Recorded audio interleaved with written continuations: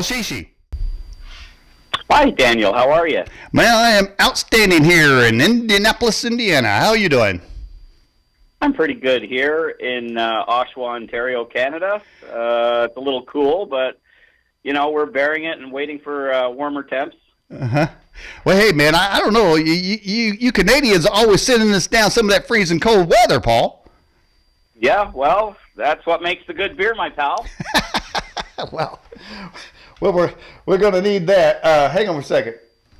All right, so yeah, we got this going on. Hey, I appreciate you coming on the Edge broadcast tonight, Paul, and we're going to be talking about your abduction experiences and things you know. But before we get going, why don't you go ahead and introduce yourself to the audience, who you are and what you're about. Yeah, I'm a resident of Ontario my entire life. Born first generation from two immigrant parents, and from there, enjoying the 60s as a young lad. And then on August, on a Sunday, 1967, I was told by my neighbor when I came back from Cub Camp on a Sunday that we're going to see a satellite pass by in the middle of the day. I didn't pay much attention. I'm just a kid, I'm 8 years old, wondering what to do. It's a hot day.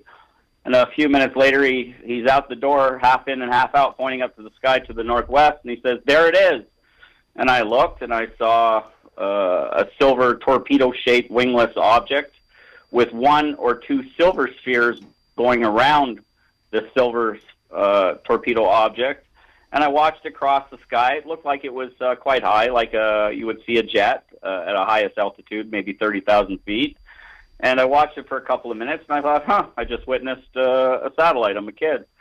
To fast forward in 1977, working car pickup in a grocery store on August 4th, 1977. It was just hitting dusk, and I was serving a car outside, and a man in a car said, "Hey, do you know what that is up there?" And I said, "It's a plane." I kind of ignored the situation. I was working, serving a car. Finished the car, the next car pulled up, and he said, "But look, it's not moving." I took a quick glance, and I said, "It's a helicopter," and I continued to work on the second car and finished it.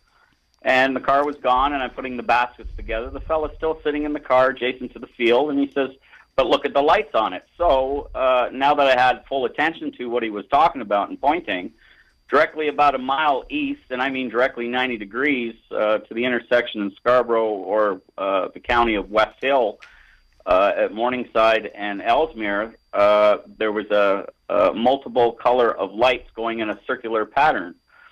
And I thought that was quite interesting. I just put my head down and booted it across the field about 200 yards and stopped to look at it short 200 yards from a mile for a better look, and it wasn't there anymore. So I sort of looked up in the sky from the east, and turning my head, looking directly above, and probably just about 50 feet away behind me, at about 200 to 300 feet at most, sat this silver capsule craft, like a pear-shaped object. It had no markings on it, no windows, had made no sound. It was probably about, on average, 30 to 40 feet long. The larger part of the back end that I was facing had a bright orange light in the center that stayed on, with four colors going around the orange light that stayed on: blue, green, yellow, red. So that's what I saw at a distance of the wheel of colors. And I'm gobsmacked looking at this thing, thinking, what is it? Time travelers? And for about 10 minutes, I then start screaming for it to land. And it's still just sitting there. The lights are going around the orange light. And then I start thinking about the word Neanderthal. Then I start thinking about bone density. And, so now 15, 20 minutes has transpired here while it's sitting there. So I thought, I'm going to have to get some witnesses. So I ran back across the field. And when I stopped at the edge of the parking lot, three things I noticed. The driver who pointed it out to me was gone. The object was now making a high-pitched beeping sound and moving very slow, maybe a couple of miles per hour, very slow, heading northwest. I ran into the store to get Ian who was unloading a 45-footer in grocery to come out and look at this. After trying to explain to him, he says, "Oh, it's probably just a blimp, and I got to finish this job unloading the truck." So I ran back through the store and yelled for Chuck, and he's collecting buggies, and he came running over, and we had to step into the field because of the object being so low. The store itself, or the structure, would block looking half a mile away north of where it was. So we went into the field. You could see the lights rotating around. You could hear the beeping sound. You couldn't quite make out the structure as close as what I did because of the night. And he asked me, "What is it?" I said, "I don't know, time travelers." So after a couple of minutes, when it was near out of sight, we went back to work. And then about 10, 15 minutes later, we heard this strange sort of kind of thrushing sound, whirling sound. And he said, "Did you hear that?" Yelling across the parking lot. I said, "Yeah, did you hear that?" So again, both of us got together, looking around the sky. We could see a strip cloud, like a jet left low, and we were looking to the east, probably 4 or 5 miles or more in the sky. We could see a red pulsating white, red, white, red, white. We watched it for under a couple of minutes, and it went out and reappeared south 5 miles or so, probably over Lake Ontario. Did the same thing for a couple of minutes, and it was gone. So I thought, what was it I just saw? I was just like mesmerized. I checked for the news. I checked TV. Nothing in the paper. I talked to my parents. I told my friends. You could get some, because this was 77, there was a ridicule factor even on the UFOs back then. Mm-hmm. And so I sort of clammed up, and I went down to the Toronto library and got on some microfiche to looking at the newspaper there of in the 60s. And I found an article, Unknown Aerial Anomalies Over Canada. And inside the body that caught my attention was something like, the Canadian government will not disclose any UFOs or that new word extraterrestrial till the year 2000. So I thought, oh, well, maybe this is what this is about. I've always believed that there's life out there. And so, I just put it to rest. And then I, 1 year later, went to Sault Ste. Marie to take up forestry, to get a degree in forestry, and left it behind me. And, as the years in the 80s were going, I'd moved in with my girlfriend, and strange stuff was happening, like ghost symptoms in the apartment, which was really strange. And then out on a balcony in the summer of August, I heard a popping sound while having a cigarette on the balcony, and I could see some orange amber lights, but I don't know what that was. Like, nothing came across. It wasn't fireworks. It was just like something just popped in front of me about 30 feet as I'm on the balcony 7 stories up, and saw these amber orange things appear and disappear, like a fire. And so you don't make much of it. You just go on with your life. But then to fast forward, in August 3rd, 2002, while at camp, I woke up 2:30 in the morning in the chair with the fire out. The kids are in the tent sleeping. And I thought, okay, well, it's time to go to bed. And I started getting all the stuff together to put in the car, and camped there in Bloomsfield of the Prince Edward County of Ontario. I looked, I could see a white light moving across the sky. And I thought, oh, jet. And I went to the other side of the car, putting more stuff in. I looked back up for the single light. I see 2 of them, one following the other. They were in unison, moving together. I right away ran over to the picnic table, grabbed a high-powered flashlight, and I flashed the first one 3-4 times, and then flashed the second one 3-4 times. Then I made a circle 3-4 times around them with both, and I'm watching them. And as they're getting over Lake Ontario, after about 30-40 seconds, they redirected. They didn't turn. Both lights redirected like they were one craft. I can't tell you the spread of lights, whether they were 100 or 200 yards apart or a quarter mile apart. They were quite high, so it's very hard to make out size between the lights if there was, in fact, one structure. But that really had me going. So just to fast forward, a week later, I'm at home on August 10th, 2002, reading the Toronto Star newspaper, and it said that crop circle found in Howick, Quebec, August 3rd. And when I looked at the formation, it's just like the craft of 77 that I described to you, a large, big circle in the center with 4 smaller circles around the larger object. And I thought that was just really strange. But here's where it gets stranger, Daniel.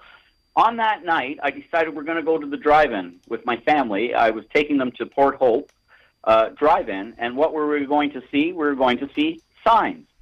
So we went to see the movie, and while we were watching the first movie up, as we were halfway through the first movie with my sunroof open, I could see this sudden anomaly, the most purple colored light that would just come right before your eyes. It was really rich and purple. It was withering, as I guess you would describe the Northern Lights. But this was more lower, and it had quite an influence the way it was moving and by its color, because I've seen the Northern Lights before, but not like this. And it took probably 5-6 minutes for the people in the drive-in to take notice of it. And when they did, everybody came out, they looked up, they pointed, they marveled, wow, look at that, wow. And, after that, in 5 minutes, they all went back in their car. This thing is still over us. And I'm watching it very intensively and watched it heading to the southeast towards Lake Ontario with a blue aquatail. And I thought, boy, this is like really strange. And I think, you know what? Based on having 9 sightings, based on having a close encounter, and of course that 1967 sighting, which I later discovered that North America had a UFO flap in 1967, I had realized that, yeah, that's no satellite, because if it's well below the Earth's orbit, flying on a straight flight path, that's no satellite, because it would have crashed. So I thought I need to talk to a local investigator and find out, what's the buzz about all this UFO stuff. And I met up with a gentleman, his name Victor, and we met at a bookstore at Chapters late August. And I described all my sightings and drew some diagrams and showing them. And he then asked me, did you have any ongoing childhood nightmares? I said, well, yeah, there's the mummy dream. He says, well, tell me about it. So, I told him things like these bug-like kind of guys and such, and these ongoing type of dreams. And he said, boy, you're a very interesting case. Boy, being underneath that UFO craft for near 15, 20 minutes, that must have been something. And he said, and I do believe in abducted. And I go, what do you mean, kidnapped? And he said, yes. I said, no, they were just nightmares. I was only interested in the UFO phenomena because of having so many, and with the close encounter, I was just very curious, what's the buzz with this? So we parted, and I thought in my mind, I didn't get enough from the man on UFOs. And so I thought, you know what? It came now to the point where UFO's acronym really meant for me, UFO is you find out. And so what I did, Daniel, is I started to study ufology. I started to study our ancient history. I started to study demons, angels. I just looked at every angle, including crop circles, numerology, many links dealing with stats of UFO sightings when they were prevalent in certain times, taking us right back, to even Ezekiel. So I'd really had gotten a fill thereon as 2003 hit. I was just consumed with this. I just with some of the rocks I turn over and finding some answers on subject, like, for example, alien agenda. Alien agenda has many alien agendas with humanity. And I'm looking at alien agenda of an abduction that, well, maybe acting liaison between human and extraterrestrial. I sort of thought, well, maybe that sort of fits with me compared to the other reasonings. But, I just sort of took it lightly. And, as what had happened next in March 3rd, 2003, while going out on break at work in Scarborough, Ontario, I looked up in the sky and I saw a brilliant white angel or cross-shaped object against the blue sky. I took a few steps back away from our work roof, and I could see another one. There were 2 of them. They're both sitting up there near stationary. They're sort of wavering back and forth. They looked like they were about 100 yards apart. They were high, anywhere from plus or minus 1,000 feet, and I was just like engulfed watching both of them. It was the most brilliant white you could lay your eyes on. So then after 15 minutes, one then drifted off heading to the southeast, and I'm still focused on the one over the roof. And I'm just watching, and I'm wondering, what is it? And so then now, after another 15 minutes, it started to go the same direction, and I'm on the street of my workplace watching it as it's like a mile and a half now heading southeast, and there was cloud cover, and you could clearly see it was a light below the clouds as it was moving across. I was just sort of like, wow, I just had another UFO sighting in the day, and unusually it wasn't in the month of August, because all the other UFO sightings, Daniel, seem to have focused in the month of August only. And now here I am in March, on March 3rd, 2003, having this sighting, not for like 5 minutes or 10, but this was well over a half hour. So I was kind of shocked about that. And as we go into the days and months as it happened, my town here in Oshawa experienced many power outages almost every other day. We would wake up to a flashing clock. So what had happened on a March 18th, I woke up to the power out on my clock and phone, and I thought, oh, I'm late for work. And, Paul, I went down to the kitchen. let me go ahead and break in here. You said you think the power outages was due to UFO activity? I do believe that, yes. All right, let me get to a quick question here from one of our listeners, Doug White. He says, "How old were you when you were first abducted?" He says he was abducted at 5. I remember the earliest age would have been age 4, and the first time I ever remember anything of that age was opening my eyes and looking at a creature's face with a large whitish gray head, very big, with 2 big wraparound black eyes staring right through me, almost like I could feel anger through it, like how you dare look into my face. And, then being accompanied by 2 of them walking down my hall, either carrying or floating me in front of them, where, I could feel looking into my parents' bedroom and to where I was, we were in 2 different states of matter, as well as I could have the capacity to not just look with my eyes open and not move, but I could hear sounds of one of my parents snoring. So, yeah, my earliest age was age 4 to memory. Do you, in all your time of contemplating these events, have you ever got an answer as to why you were selected? Well, that's a $64 million question, and also impacts your psyche that, in reasoning and trying to find a justifiable reasoning that, was it something to do with your genetics, or has it something to do with your soul?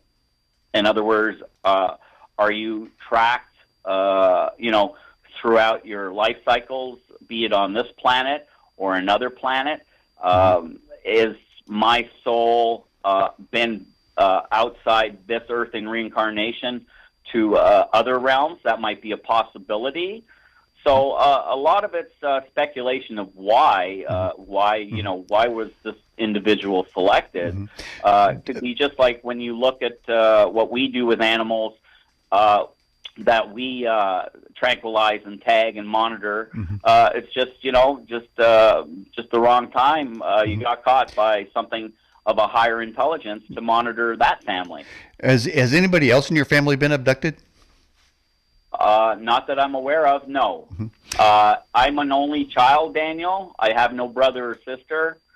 I went through my entire family. My background is Greek and also British.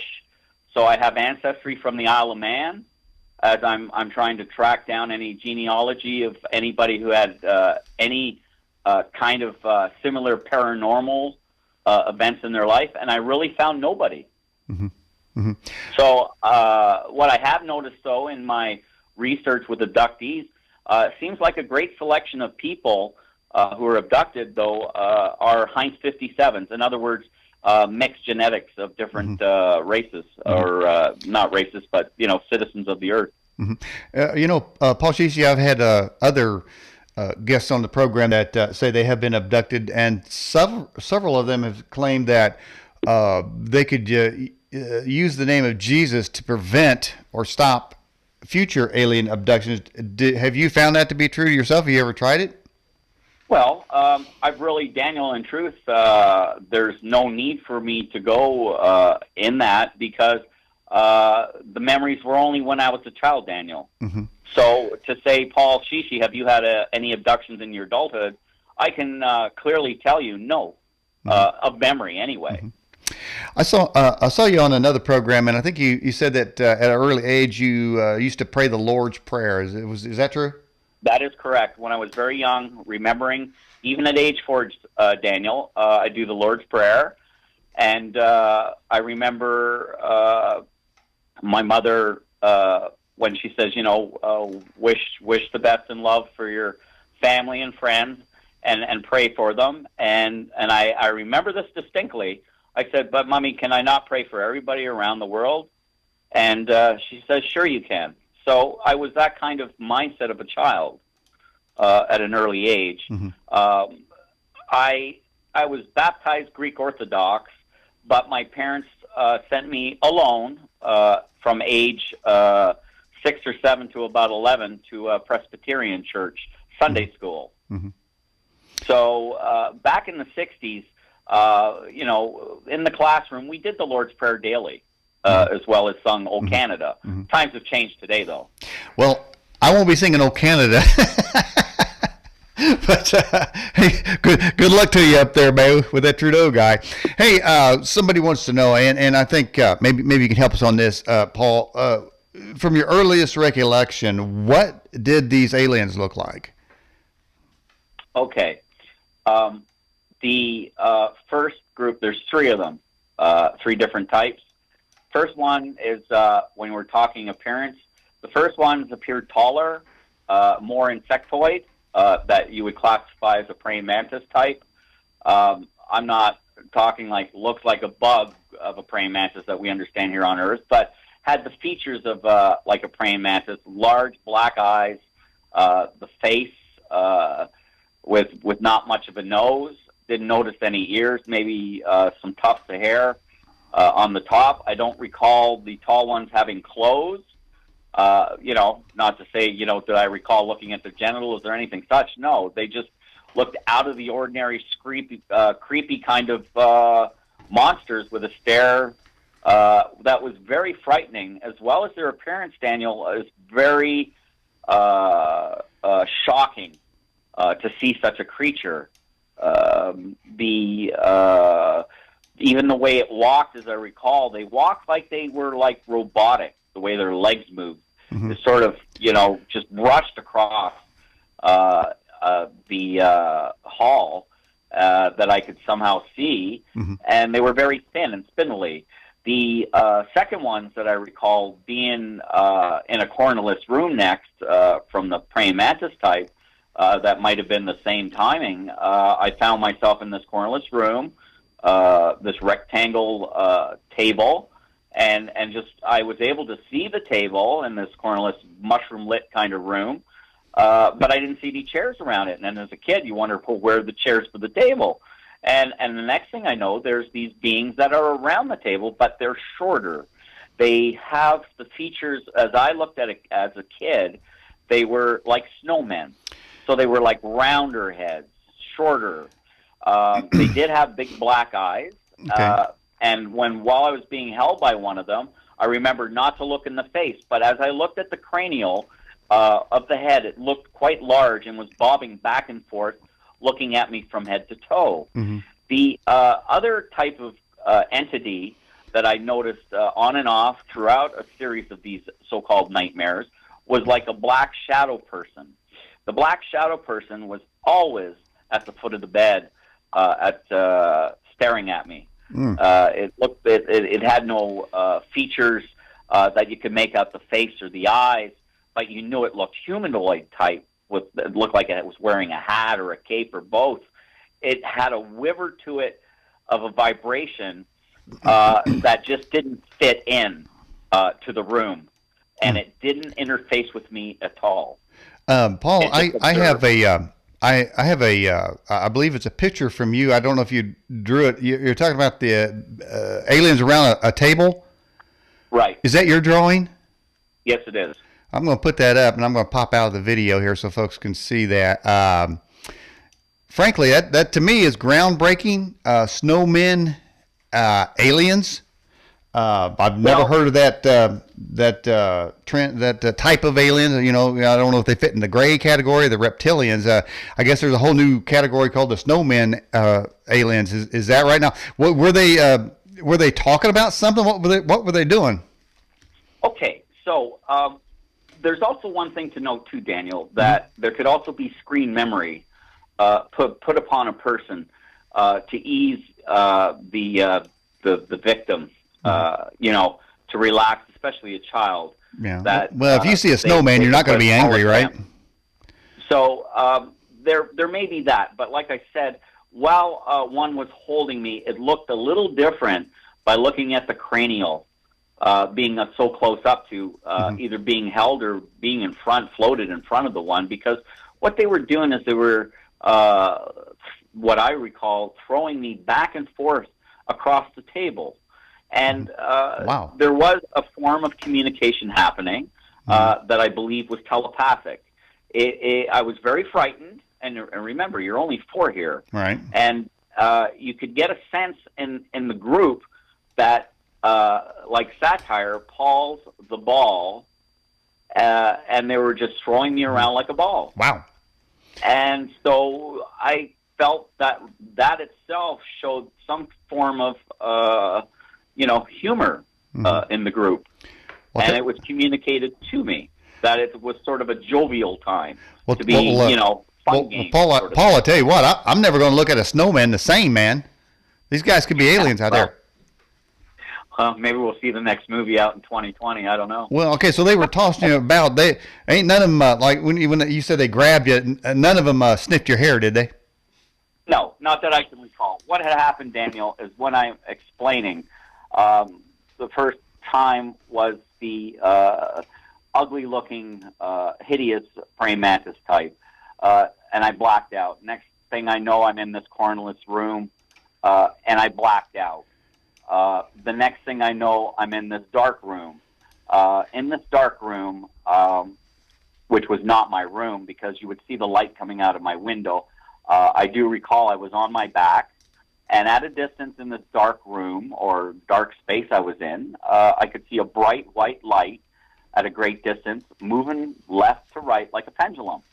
And it was moving its way up gradually closer and closer until it started getting bigger, until the whole light itself appeared much bigger than I was in body, and started crushing against me, to a frantic sweat.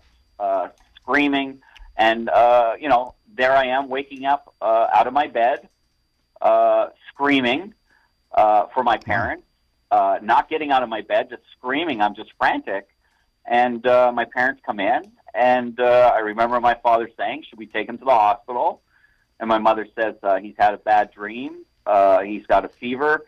I'll get a cloth and I'll take him to our bed and calm him down."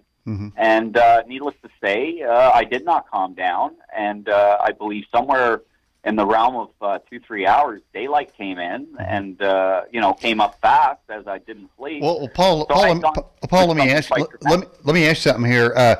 Don't a lot of people react that way when somebody tells them they had an alien abduction experience? The first thing you say, "What kind of drugs you on, man?" Or they'll say, "Oh, you were just having a nightmare." That's almost like a programmed response, isn't it? Well, here you're talking of people that haven't experienced that kind of thing. The ridicule factor, which is very deep, because it's, of course, when you say to somebody today, "I've witnessed a UFO," their reaction today, Daniel, would be, "Oh man, cool. What does it look like?" If I take you back to the '77 sightings, the ridicule was, fierce. if you said in the 60s, the 70s, I've seen a UFO, the people think you're bonkers. Like, yeah, sure, okay. How much has he been drinking kind of deal? And so now when we fast forward to today, of myself confirming from a newspaper article on August 13th, 2003, that in fact there were UFOs over Scarborough in 1965, that brought great shock to me because it connected to the sightings that I'd been experienced since age 8 to what I remember throughout those years, bringing it up to more sightings that continued in 2003 of 16 sightings total. Okay, Paul. I mean, that's raising the bar in stats for sightings. All right. Let me ask something. I've got one of the pictures that you sent me here. It says crop circle experts doing the round. Is that you in the picture there? No, that's not me. Okay, that's the actual and why did you send formation I'm describing to you that was found? That's the one of the articles that was found in Howick, Quebec. When you look at it, it was discovered 1 week before. Is Canada in general known for UFO sightings more so say than the United States? No, there are hot spots in certain areas of Canada. Which again is around water, but nowhere near of like the United States, because the United States has more higher population and has more interests of military bases. And maybe we have more cell phones too. Well, so and we got more kooks. I'll tell you what, I don't know. Now we got a lot of kooks down here in the 50 states, but I mean, some of the things I'm seeing up in Canada, man, I think you guys are trying to give us a run for our money down there. But so, all right, now you sent me another picture. I'm going to bring it up. It is a drawing. It looks like a bike seat with 5 lights on it. What's going on here? Okay, so what you're looking at is a composite drawing where I don't draw very good 3D. And this is the craft that I drew from the 77 sighting, and you can see the light the way I'm describing to you, that the blue, green, yellow, red goes around the larger orange one. It's the picture and scale. The orange one should be much bigger than the other smaller ones. The other smaller ones are about 20% smaller than the larger one in the middle. And they're going one at a time, on to off, on to off. It looked like a single molded craft. You could see no nuts and bolts on it, Daniel. It looked just totally single molded. And, silver, very silver, not like a real shiny and not real dull, but something in between. And as I say, no markings, no windows, nothing. It was just sitting there, and the lights were spinning around. You'll also notice, too, that I sort of looked in coincidence of synchronicities as we fast forward. Those are the 4 colors Microsoft used: blue, green, yellow, red. Okay, that's suspicious. That's not from Microsoft, is it? Some kind of dark, deep secret they're working on? Well, I wouldn't say it's a deep, dark secret. When we start looking at our world today in symbols, logos, we can see a lot of play in different ways, even right to the all-seeing eye. Yeah, Paul, do you know who Elon Musk is? Yes. Is he a stoner or what? What's up with that guy? He's weird, man. Well, he's someone who's really expanded in subject, gone full tilt with his wealth to do what he wants to do. So, this is just someone with a lot of wealth. Okay. We look around and we see many families with great wealth, and what are they doing with their dough? Well, there you go.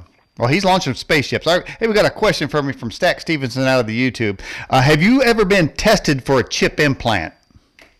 No, I haven't. Hey, there you go. You might want to try it there, Paul. Hey, earlier.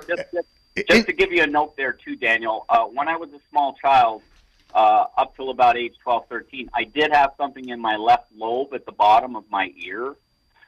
You could feel something. It wasn't. What didn't hurt. It just felt like something was in there. But as a kid, you didn't think much of it because it didn't bother you. Yeah. Hey, speaking of being a kid, you mentioned, well, I guess you weren't a kid. I think you said when you first met your girlfriend or were living with him, you had ghost activities. Is that what you said? Yes. How did that manifest? What did you see? Okay. It's not what we saw, but more so what we heard. Okay. My girlfriend at that time, this was around back 1986, 97, around the fall. She had just come to bed. It was late, again near 1 o'clock. Funny how everything seems to go on beyond 1 on. But she just got into bed, and I was just getting to a near sleep. And suddenly it sounded like our front door opened. Now, we're in an apartment. We're at the top floor, 7 stories. We're at the corner of the building, and it sounded like our front door had opened, and somebody was inside walking down slowly, one step to the next step to the next step along the parquet floor hall, and then it bends around the sound and stops right in front of our doorway. Now, it was dark in the apartment. We had no lights on. We both rose in a sitting position to see who was standing at our doorway. And I grabbed something and got out of bed and tiptoed carefully to the doorway. Nothing there. I looked in the spare bedroom. Nothing was there. I came into the living room and went right to the door and found the thing was locked. And she had heard it as well as me, that it was almost like a presence came in, but we saw nothing, Daniel. Wow. Hey, somebody asked earlier, one of the questions came through, you were talking about your denominations. Are you still in those denominations? Am I still in? No. I when I got married and we have children, in the denominations, I went with my family for Catholic and raised my boys in a Catholic school. And it has been a while since I've been at church, but I'm not a churchgoer on a regular basis. Are the priests pretty friendly? Well, I had a talk to about 4 priests and had told them of what I'd seen. And out of most of them, one said, "Oh, demons." And I thought, well, that's a very strong word. As I was studying and with my background, an extended idea of the levels of matter of organization are other higher intelligences that's above us in the food chain of matter. And I just couldn't go there quite to what he was saying because, there was no harm upon me. That I can recall.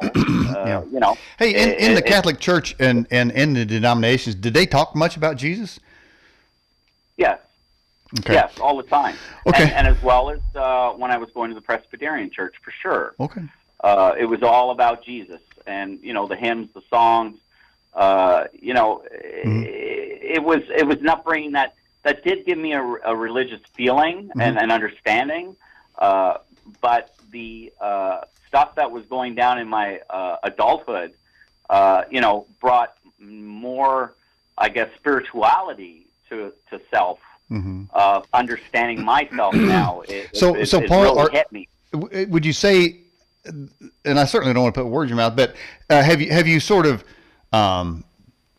incorporated the earlier teachings, say, of Jesus and say the Bible, incorporated to your new sort of spiritual beliefs and your investigations of ufology, or have you sort of pushed that out and sort of replaced it as you get more information, type of thing? Oh, well, I can't say you push it. There is something called, my understanding, the Christ consciousness. The Christ consciousness is that to love everything around you. That no matter what, and for whatever reason, we have, this really strong divine love for not just self, but that of everyone around us, nature, the beauty is in the eye of the beholder, Yeah. sort of. Well, let me ask you something. When you talk about that universal love, did the snowmen aliens did they exude love? They exude humor for me to understand what humor was. I think at a very early age, because I found I do have a lot of humor. I like to laugh, and I think it's very good for balance. Yeah. Even in today's world of where we're at, that humor is very, very important. It's always healthy to laugh, I guess, so to speak. Well, I always try to have some humor in the show because sometimes we get some really deep subject, man, and people need to kind of chill, while they're getting the information and sort of digest it a little bit and see if there's, measured against what they know, see if there's any improvement in the truth basis that they have for their outlooks. All truths need to be tested.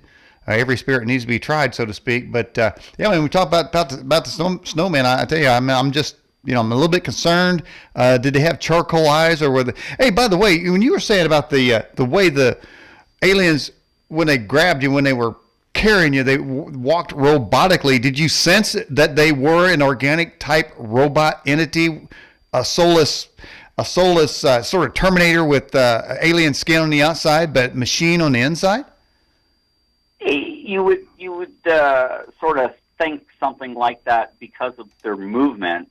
As for directly the stare, I could sense there was some kind of anger, which I guess the idea is an emotion, like how dare you look at my face. Now, whether my eyes were supposed to be closed, I couldn't tell you, but it looked very angry.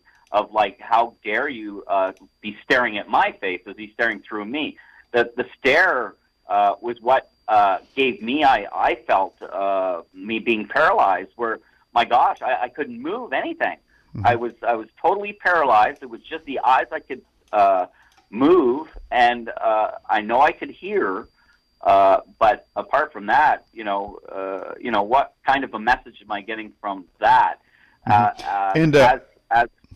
As for there may be something cybernetic about them, the way they walk, or maybe because they're from a different realm.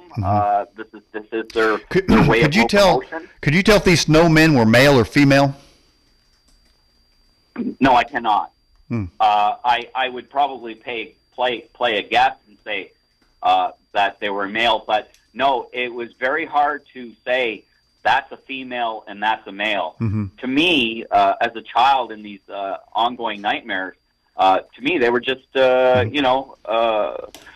insectoid type of beings, or short little white guys that run around that might be grays. I don't know. As I say, they may well use some kind of a screen memory over a person to accommodate the less the fright bite, right? Well, they could have been white nationalists. You never know. Floor worker out of YouTube wants to know, have you ever experienced sleep paralysis?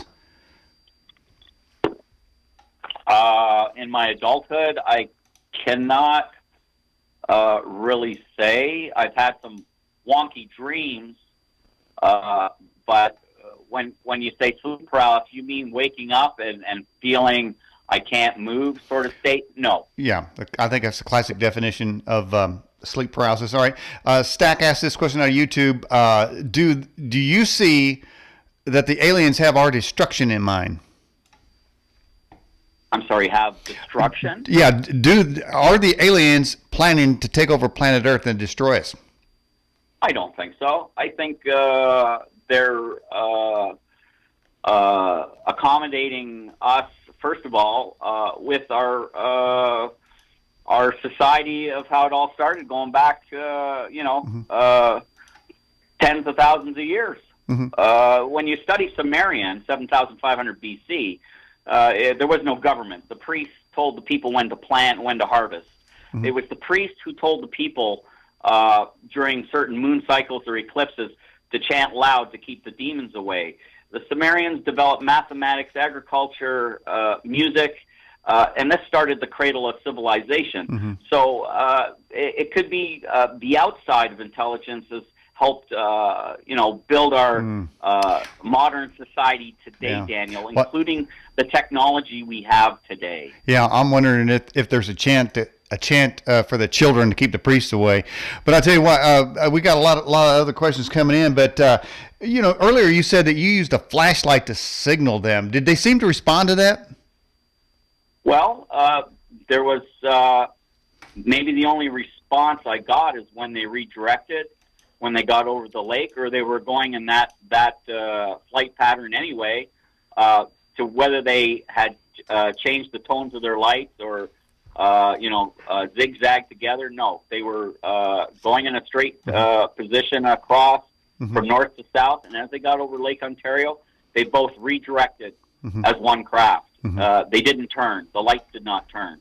So you know where I'm talking about when they redirect. Yeah. Some people claim that when they're abducted, they get probed. I know we have a Democrat candidate for president who certainly wouldn't mind getting probed, but did they perform experiments on you?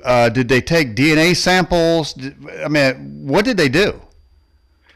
I cannot give you any detail of any samples taken because I don't recall of such detail as a young child.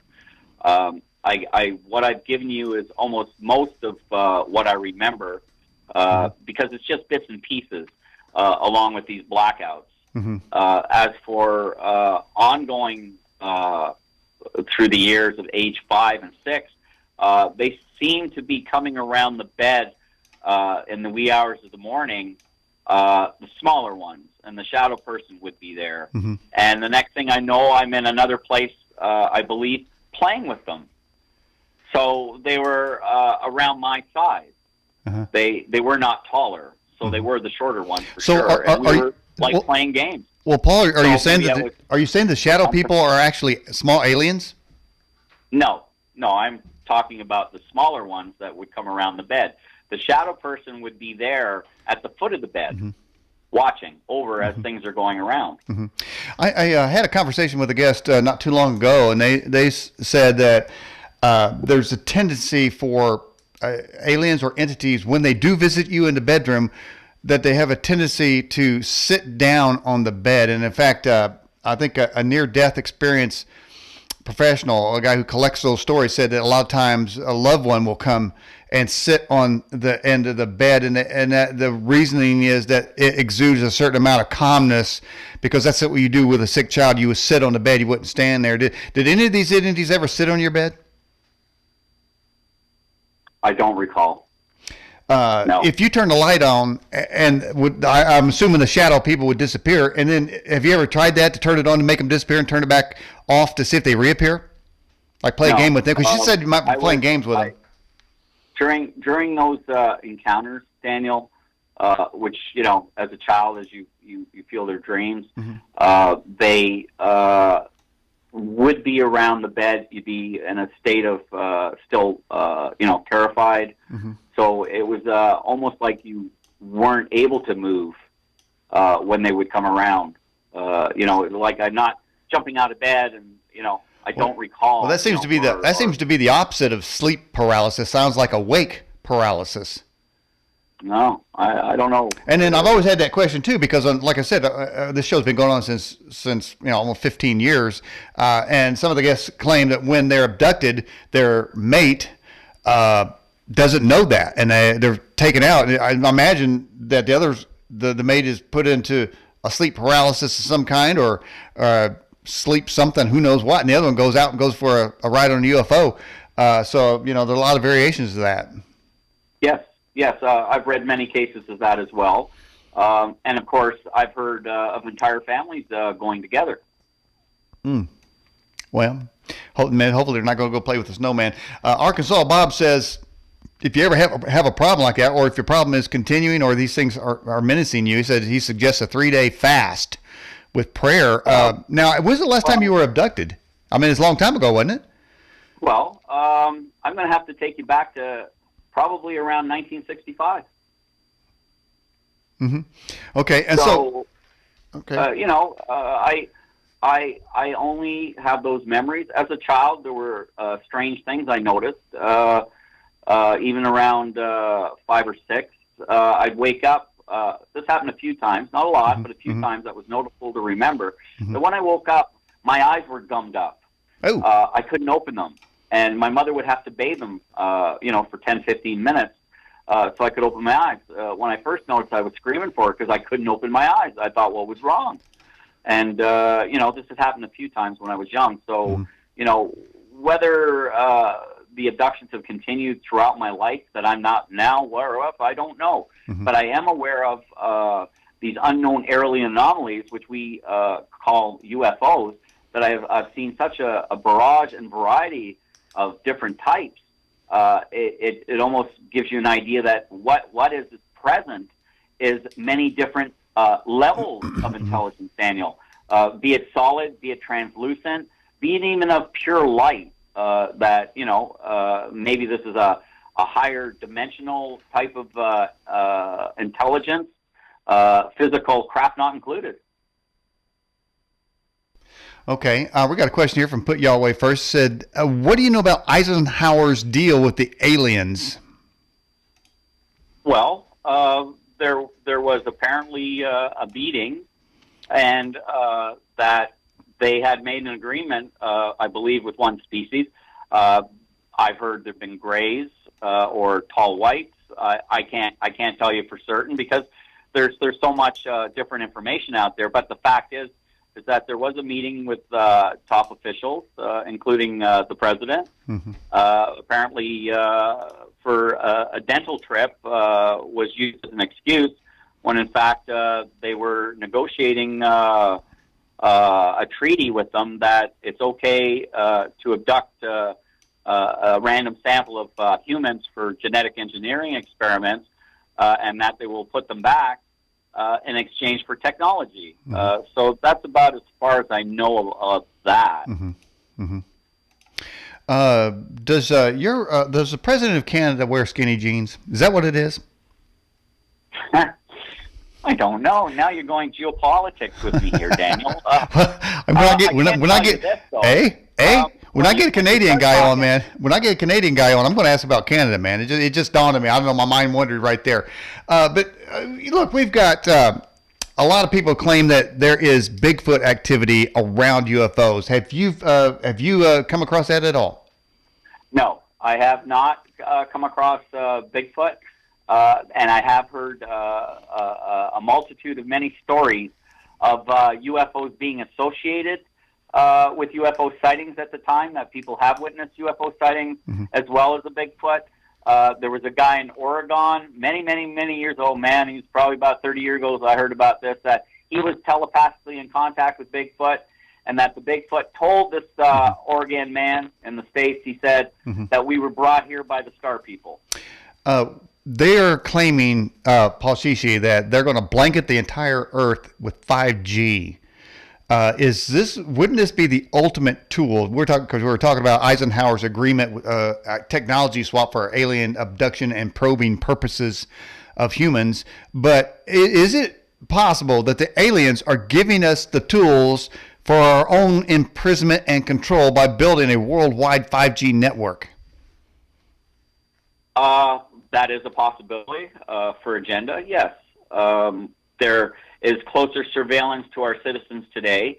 As you recall, after 9/11, the U.S. government imposed the Patriot Act. The Patriot Act now was put in place for tighter, closer surveillance of just not the U.S. Citizens, but many citizens around the world in the developed countries. You've heard of the Five Eyes of countries associated, working a network of intelligence gathering with Australia, Canada, the U.S., New Zealand, and Britain. And now with them completing the technology grid system, they can monitor everybody's movements. Even today, we have smart meters in water, electricity, that they know how much a person or a household would use. They'll know if someone's in the house. It goes further of monitoring even, to a television. Mm-hmm. Paul, now they could key in and listen to what Daniel's up to. Well, I hear that, man. I'll tell you what, they get some creepy news there. Hey, would it bother you if I smacked an alien in his big black eye? I don't think you'd ever have a chance, buddy. Because they too quick? No, I think they have a control over a human. It's almost like it's a sense like when you have dolphins being attacked by a barracuda. Mm-hmm. The dolphins can send out a sonar to paralyze the barracuda. The aliens also have that kind of defense mechanism where if they feel threatened, they can put out some state of freezing the victim. Mm-hmm. How they can do it, I can't really tell you. It could even be telepathically. Paul, have you seen a mantis type alien? Yes. Well, that's what I was saying. From the first one and only time I recall seeing this hideous face was a praying mantis type of creature. It was insectoid. Mm-hmm. It had large black eyes. We couldn't see really any pupils. It was just solid black. Even like, if you look up at a close-up of a fly. Yeah. It was, or Joe Biden. It was glassy-like, very dark. Yeah. Well, it's interesting. I mentioned Joe Biden because he just come out with a video announcing his candidacy for president. And, man, I tell you what, I saw a soulless pair of beady black eyes. I was thinking, man, that dude's inhabited by some kind of insectoid right there. Hey, a question came in from our chat, one of our two chats going here, Paul Shishi. It says, in any of your, they understand your description of alien beings, but at any point did you see giants of any kind? No, I can't say I've seen giants, but let me give you a couple of situations that have happened to me, Daniel, and the person who's asking the question. On July 2nd, 2004, I was down near Lake Ontario on my own after work. I was going to go for a swim sauna whirlpool in the rec center there in Scarborough. But before that, I went to a park, and it was probably near around 5:45. And I blocked the sun, which was, of course, to the west now at that time, with a couple of conifer trees. And outside the sky where I could see above, I saw a huge craft. It could be anywhere from a mile to miles in diameter. It was translucent like a jellyfish. You could make out the rim on the perimeter of the craft, and it had two smaller circles inside the larger circle, and both these two circles had like a thin rim, and it was bluish white, and it glided slowly overhead. And after witnessing this in shock and I mean mere shock because of the size, for 5-7 seconds, I then went into the sun because I wanted to see the entirety of the craft, see if there were two other circles on the other half of it, and the sunlight blinded me, and I thought, my God, what has I just witnessed? It was incredibly huge. And of course, you phantom, well, was it just like thousands of these guys on there? Or could it have been larger type of beings, as you claim or wonder, of 60, 100-foot kind of intelligences that were just coming across? Another time I was on a radio show, listening to a radio show here, a local, and sometimes he would take a question or two. So I was on the line waiting, and the show was going on, and suddenly the show zonked out, and a voice came in like this: I'm a size 15 feet, and I got a big, long nose, and the show came back on. And I just laughed. I thought, what the heck was that? And so when you sort of think of the words this voice had said, I'm a size 15 feet, not saying the feet are 15, meaning that its height may have been 15 feet with a large, long nose. Wow. That's some creepy stuff right there. Hey, question came in. Do you think that this is from Alien Sucks, are gray aliens cloned? There has been that rumor that grays are cloned, but I've heard also, too, that they are living biological entities, and that do reside on a planet, and that there's such a variety of grays, just like when we, for example, look at dragonflies, we see all the different types of dragonflies there are. Yeah. So there are what we call subspecies, and so there is such a variety of them. But yes, I do believe that the grays could be made and into another container android, as it's suggested that they have no soul. And what they do is they reproduce themselves from cloning. So the problem here is that they're weakening. It's like a photocopy. The original just gets weaker as they just keep copying it. Mm-hmm. It's not turning out the same. Mm-hmm. Julia Wilson asked this question here. Have you ever heard of aliens who are plants?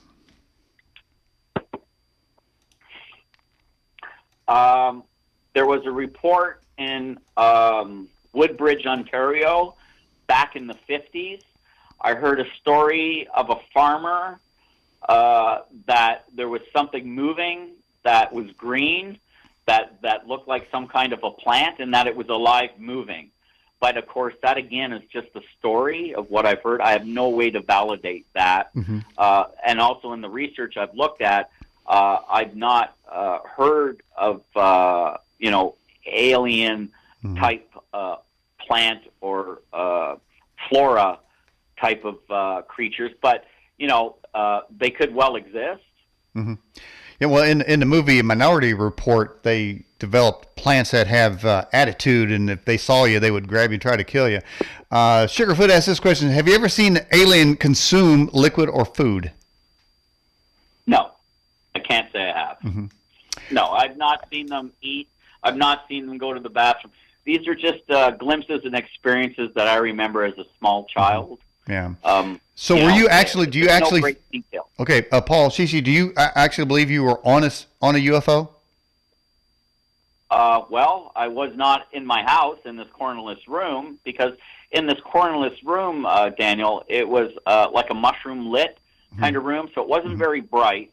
There weren't any sources of light, and there was not much that I could see in furniture. So being in a cornerless room, it seemed to have been somewhere different, which, of course, might have well been in a craft, yes. Mm-hmm. Mm-hmm. In your experience, it says, this is from Arkansas Bob, in all your experience, have any humans intervened on your behalf? I had a situation back in 1999 in February. I came across from Scarborough coming into Durham, which is Whitby, Oshawa. I stopped in at Whitby, and I thought I'd have a nightcap. And I went in and had one beer, and I came out, and I thought, okay, I'm just going to have a coffee, then I'm going to head home. I was alone. So I'm walking along the street, and I met up with some fella there. And he says, yeah, I was waiting for somebody, but she's not coming. And we went to the coffee shop together. We sat down in the coffee shop, and he started talking physics to me like I was a simpleton. And then he looked at me squarely and seriously and said, don't be surprised if this coffee shop gets stormed by the CIA or the FBI. And I laughed at him. I said, well, why would that be happening here today? And he said, because I work with Microsoft. And his name was Eugene. And he says, I am the developer of the magnetic strip. And we started conversing and talking, and I noticed on his hand, on the four fingers, Daniel, he had blue, green, yellow, red stone rings on. And he started to, again, continue talking physics to me. And next thing I know, this woman sat down with us. It's almost like she came out of nowhere. And I started raising the subject of UFOs, which was kind of odd for me because back then I didn't really, get into it. But we started talking, and the woman said to me that in 1954, two large, long-stringed UFOs came over Whitby, that she remembers seeing. This woman was very strange looking when you looked into her eyes, like gypsy eyes. Mm-hmm. And we conversed, I don't know, for about another 10 minutes, 15 at most, and she was gone. And so Eugene says, well, Paul, I have to go. And I said, well, okay. And so we getting up. He says, I have to go back to Tampa. And so we get outside, and he's looking across the street. He's looking down the street, up the street, and it almost seems like he's paranoid about something. And so I'm following him. And so we start walking through the neighborhood. And I said, well, you're such a big shot with Microsoft. What are you doing up here in Whitby and not down in the Toronto Hilton? And he says, I have children here, Paul. And I go, oh. And so we started continuing talking. Now, you got to remember, too, Daniel, that this fella, he had a thin sweater on, very thin, and it was well below zero out there. He did not shake. Mm-hmm. And I asked him, I said, what's going on here? I said, is there a war going on between Homo sapiens and reptilians? And he smiled, and he stopped, and he looked at me. He said, Paul, would you ever be afraid of meeting an extraterrestrial? And I said, no, not if they're friendly and such. And he smiled, and I looked at him. I said, am I marked? And he looked back at me, and he smiled.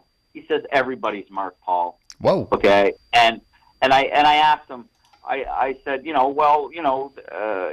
said, he said to me, you'll never die. And I go, what do you mean I'll never die? Of course I'll die. Like I could die anytime. And he goes, yeah, he says, you'll lose your shell, but you will move on. So when you talk about something out of the blue, that maybe somebody was saving you to something, or steering you in a direction of thought, maybe it might have just been a damn coincidence that I came across this fella, or was he waiting for me? Well, hopefully I'm not marked. I mean, I don't know if they have need for a cowboy up on the mothership there, because I'd wreak havoc up in there. Question says, have you seen any tall grays? Tall grays? No, I can't say I recall seeing any tall grays. Can we have they been able to determine who's leading all the aliens? Because I think in one of the manuals from the government, it describes 175 species of aliens. I'm just wondering who's the main guys. Who are the ones you're asking? Who's in charge? Yeah, who's in charge? I think what it is, Daniel. Just like when we look at the examination of our planet of countries, we have something called Forum of the United Nations. So there's a representation of people from certain each nation to have a call of how we're conducting ourselves on this planet. Might well be the same of various species of how they're conducting themselves and their interrelationship with our species, of a protocol.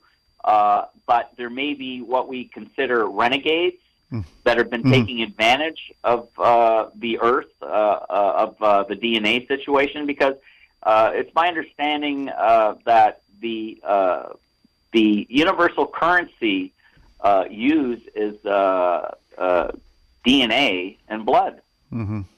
And so, with that going on, there could be considerable concern about the Earth now, because a threat to extinction seems to be looming. As you probably are aware of, the food chain is collapsing. And we only have we only have 12 years left, so and we've got to figure out what we got to do by then. Hey, we had a guest on talking about, we'll get back to the Bigfoot just a little bit, but said that there's a class of Bigfoot that's only about 12 inches high. It's the first time I ever heard of it. How about aliens? Do they get really small? Because I've seen some videos up on YouTube. There's like a little alien running across the kitchen floor. I'm just wondering, how small do they get? We're talking about tall grays and insectoid reptilians and other kind of basket case bastard looking aliens. But what about small ones? How small do they get? Well, we could maybe even look at what we term from the times from the past called fairies. Fairies are quite small, 3 inches, 4 inches, 5 inches, 6 inches, even just 1 foot, though you might be talking smaller kind of beings, which are termed back in Ireland called leprechauns. The smallest, if you're talking living, might also be an inch. Just look at the vastness in variety of many species on this planet.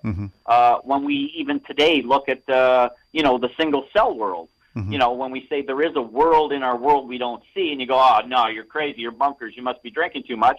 And of course, if you introduce the microscope, you go, oh man, you're right. There is those things. Oh look, there goes an amoeba. That's what you call that thing. I went to the Gen 6 conference in Branson last year, and they were talking about, I don't know if it was Hugo de Garis or somebody was saying that we're always looking in outer space and if you start looking at the planets in outer space, I mean, they're so vast, some of them would encompass our universe. I mean, there's just gigantic planets go up. But they said you could also go inner space or smaller and get universes on a micro level. So who's to say? I mean, if it can go large, seems to me it can go just as small. We may have, and here one of the funnier things is, of course, you talk about microscope. If you want to see an actual Star Wars, what do they call that? Land walker or skin walker? Who knows what? But there's creatures that look like that walker in Star Wars on your eyelids. Have you ever seen that? No. Yeah. Just look for miniature monsters on your eyelids, man. It's a creepy world, man. So, Paul, maybe we all marked. Who knows? But somebody we had a number of guests on the program. They talk about this material called orgone. Have you ever heard of it? Orgone? I've heard of the word. Yes. Well, they claim origin. I'm not sure. It's on the periodic table, is it not? Yeah, it's definitely there. I think it's an OR is what that is. All right. Question from Marcus All Bob. Are the reptoids the most menace to humans, say, versus the others? Well, let's just kind of look at our history of the planet here. A long, long time ago, millions of years ago, was dominated by reptilians, the dinosaurs. Oh, yeah. And, of course, this was their world first before we came, though, there could be arguments that there were humans at the same time, but I don't think that's true. And then, of course, some calamity happened, whether a rock came from the sky and shut down the program. Whoever had created this planet was not happy with it. And even if we look at, getting some help, who's not to say that the reptilians may have had help from other outside intelligences in their development, like, say, a Velociraptors group that were highly developed. And when, as they say, the shit hit the fan, some went underground of the planet, and some took to the stars. Paul, and then, of course, rose the mammals age. And, they had come back and may now today have an upper hand over human affairs. Paul, do you think that worldwide cataclysmic event could have been a flood? Well, there is evidence that geologists have found of water lines around the world that were at a time high. We've seen that the Antarctic was at a time very much a tropical environment. That when the last catastrophe happened, the mastodons were found with buttercups still in their throat, not digested. So something happened quite extreme and quite fast. So when you talk about a great flood, yes, there have been great floods, but I think there's been other cataclysms that have come from possibly, well, we have the evidence of fallen large meteors that have happened. And we also know that it's possible, you can have simultaneously a lot of volcanic activity happen at once, which could have caused the winter.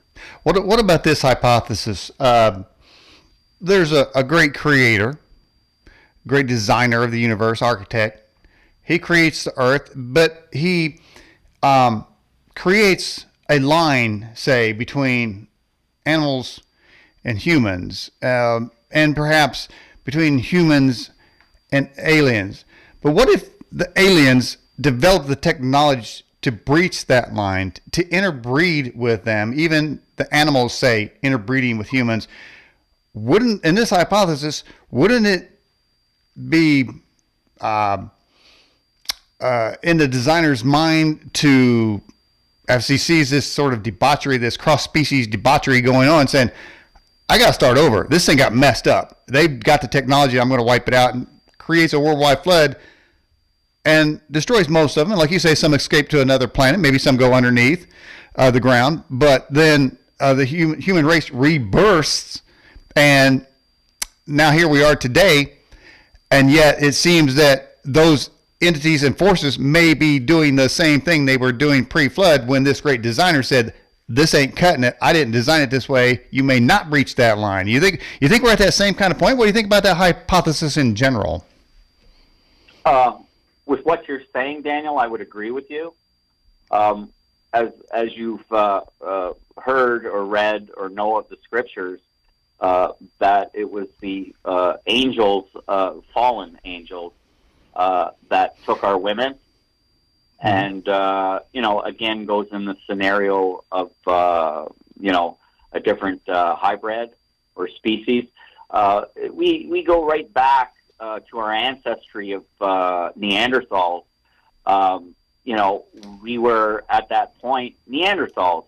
Now, is it not possible that something came in at our time before the Neanderthals were extinct, to rise up a new species called the Homo sapiens? So we may from that point today, being Homo sapien, we are all hybrids. Well, that's if you believe you came from a monkey. Now, I don't believe that my lineage and heritage comes from a monkey. Well, genetically speaking, there's animals around the world that are similar as ours in many retrospects. We are unique, of course. Yeah. Okay, we're supposed to be the intelligent species on this planet. We're supposed to be. Right. Well, I tell you what, though. Now that being me saying that about me believing that I don't come from a monkey. I put a preface on that there does seem that we have a Democrat Party here in the United States that come from a snake. So, I'm not saying that's not possible. Well, that again is a possibility as well. As I say, through tens of thousands to possibly even millions of years, as we look, yes, we were made by the Creator. One question that I wonder is, how old is our DNA? How old is the DNA? And, are you going to tell me 2,000 years, 10,000 years? Could you tell me 100,000 years? And we really don't know that answer, but we've seen through archaeology of the past, of what's been dug up, there's a few holes of the story of where we are today. When we look at old Mesopotamia or the Iraq, where the Sumerians were, we can see in their statue artifacts that they've blended animals together, just like the Egyptians of the Sphinx, also with man. So there might have well been a lot of genetic engineering happening back then. Going, over 7,500 BC, for heaven's sakes. Of the folklore of certain gods that ruled this planet, that wanted to have the likeness of themselves onto our Earth. There's so many stories, and again, we don't have all the facts and truth in front of us. So, I understand the faith of the Bible. that it's a textbook of knowledge from the past, but I think from something of pure truth has been extended for a lot of man-made stories in it as well. Well, yeah, I guess you would say there are certainly a number of stories in there. But if there was a book written by the aliens and say, we'll take the Bible written by humans, some claim it was supernaturally written, but which one would you prefer? Which one would you find more truth in? I would find probably our cosmic history, a record of where it is we are, who we are, and what's outside around us in our realm, and what capabilities do we have, and what have we had in the past. Humans, I believe, thousands of years ago, were much more higher intelligence than they are today. Well, I mean, certainly there's evidence that humans lived hundreds of years. Maybe pre-flood, they definitely had an extended life span, and there is evidence that there were actually giants out there, many places in the world. So I guess that's corroborating the Bible, so to speak, that way. But we have a question: did the Nazis get technology from the aliens? And I suppose that the viewer is talking about maybe the Nazi Bell, but or other maybe even rocketry programs. Did they have a working gig with the aliens? Hitler was very interested in the occult, and of course, there's been chatter from when Germany was rising that, in fact, they were indeed working with an extraterrestrial species. Some have said have been reptilian type, offering them, supremacy of the world. Also, when we talk about the blonde hair, blue eyed Aryan race that Hitler had dreamed of a super race to eliminate the Hebrew, it didn't go according to plan, but there may have well been some influence on that as well. The technology itself, Daniel, may have well come from extraterrestrials to Germany. I have bumped across a very elderly German man, actually was in the sauna many, many years ago, and he looked like he knew something, and I asked him something of the past, and he said, okay, I might as well tell you, I'm going to die soon anyway. He said when he was young as a soldier in the Bavarian mountains in 1933, he said they had captured a craft, the other one got away, but he said the creatures on the ground had the ability to freeze the soldiers. And I go, what do you mean freeze them, like rocks? Or because I've heard a story like that. And he says, no, they just never moved again. So there may have been a great interest in that time period of a contact happening with Germany. And I wouldn't be surprised if there was also a contact with any other major countries in the world, such as the United States.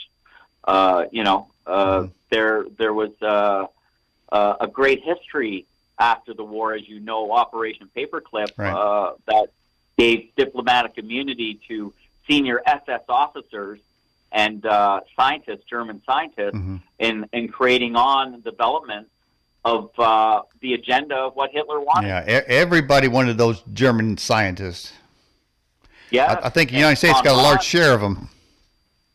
Yeah, well, it was my understanding, the atomic bomb came with that information from Germany. They finished it, and they tested it. Well, there you go. Once, but twice. Okay, that information came from the Germans. Germans got it from the aliens. Aliens trying to get us to nuke ourselves.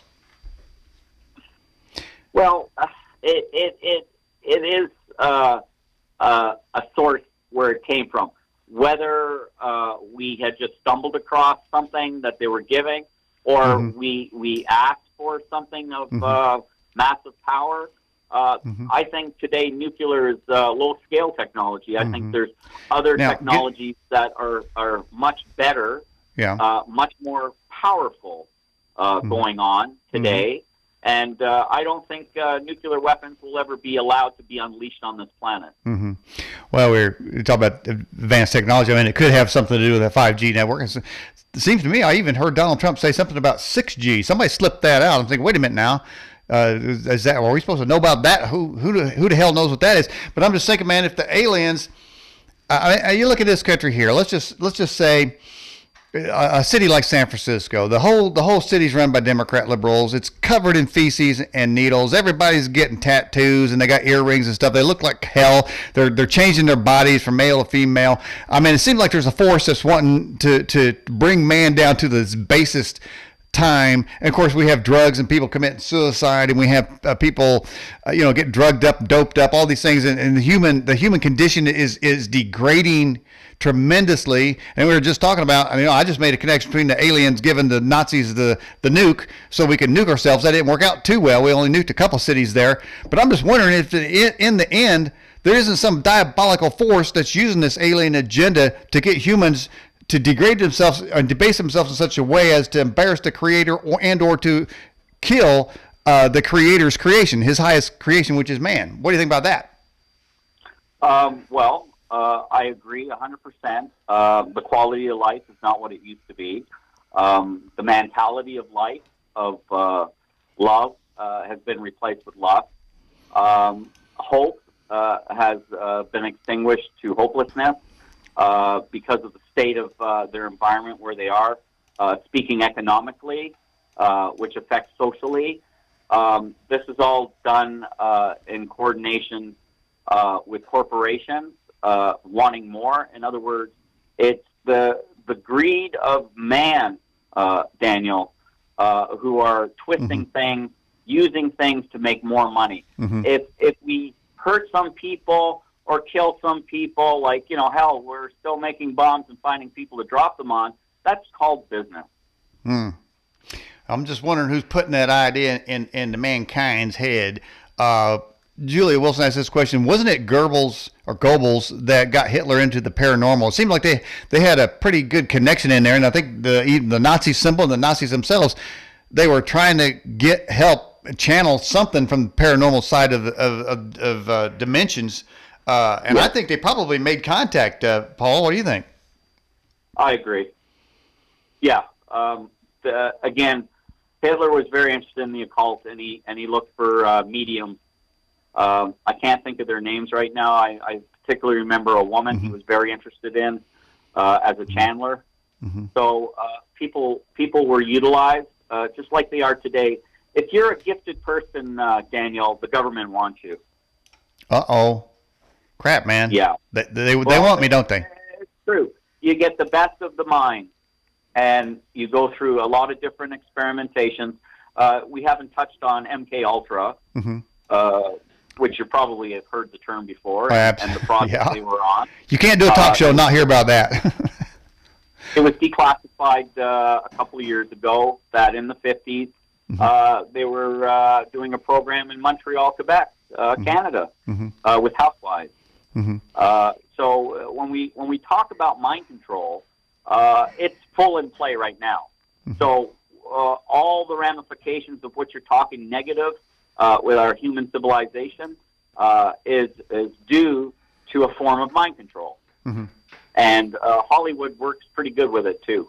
Yeah, we had a Hollywood guy on a few weeks ago talking about hidden messages in the movies, but we were talking about blanketing the Earth with 5G network, and then we've got this other, we're talking about downloading technology from the aliens or the insectoid bastards. But you got this thing out there around the world called CERN, the Large CERN Hadron Colliders. Some people claim that's a portal. It just seems to me that the aliens, whoever they are, who's ever behind them bug-eyed bastards, is downloading technology to humans. So we're creating, they can't, somehow or another, they can't create it here on Earth, but they're giving us technology to do it ourselves. I'm thinking that CERN thing is open portals for these guys to come flying through here without having to go through space in a spaceship. Yeah, well, it's been suggested that there are portals. There are situated around the world, and we've seen some strange anomalies, like I believe in Norway, geez, I think it was back in 2013. You have a spiral, and officials are trying to write it off. Well, it's a Russian rocket going out of whack or something.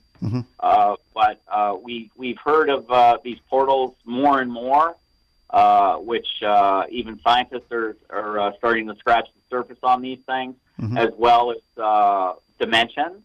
Dimensions are layers of vibration, vibration of light. And so in our 3D density, we are limited to stay within the 3D. Though something from the fourth, anything above us can come down to us, but I don't think we can really go above to it until we have the proper tools of technology to venture off into these various realms. Whether if you're talking linear, like say I want to jump from here to Mars, well, we've heard that there have been projects going on, Operation, I believe it's called Jump Gate, where they have the technology today to jump from here to the moon or to jump from here to Mars or any of the planets. It's almost bringing us back to, like we're talking Hollywood, Stargate. Well, Paul Cece, we're here at the end of the broadcast. Anything you'd like to say to wrap this thing up? You go right ahead. Well, I'd like to thank you, especially Daniel, for your enthusiasm of this phenomena and all your listeners into this phenomena. And I understand your concerns of the side effects that have been taking place. It's been suggested that if we ever came across an advanced civilization, our world would totally change, if not be destroyed. Is that not already happening as we speak? Well said. And I'll tell you what, you're talking about that you become a more spiritual person. I would refer back to the earlier viewers' comment that perhaps if you take a 3-day fast and ask God give you more advanced spiritual knowledge, that might even be better. Paul Cece, I appreciate you coming on the Edge television broadcast, and I want you to stay safe up there in Canada, eh? As well as you, my friend. And I hope that the world is going to continue on the path of truth and to care for all, not just for the 0.1%, but for everyone to care for one another, not just in one country, but the entire world, because we do need to have world peace. We've missed it for thousands of years. Okay. All right, Paul Cece, I appreciate you coming on the show. Thank you, Daniel. Take care, my friend. You bet. Bye-bye. Bye-bye.